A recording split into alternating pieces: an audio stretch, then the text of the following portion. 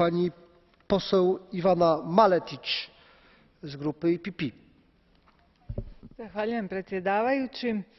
Zbog nedostatka dobrog ekonomskog upravljanja, uređenog sustava, pravovremenog postupanja i jasnih pravila rada, građani Europske unije često su na gubitku. Moramo spriječiti situacije da ugroženi od poplava od ljeta 2014. nisu zbrinuti i žive u kontejnerima, a sredstva iz Europskog fonda solidarnosti nisu iskorištena.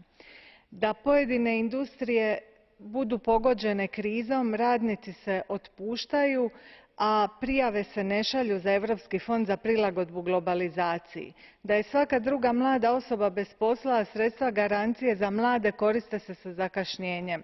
Da investicije padaju, a ne koriste se bespovratna sredstva EU fondova. Zbog ovih slučajeva, zbog zaštite naših građana kojima garantiramo sigurnost i solidarnost, moramo inzistirati na usvajanju i provedbi pravila dobrog ekonomskog i financijskog upravljanja na svim razinama. Hvala. Hvala.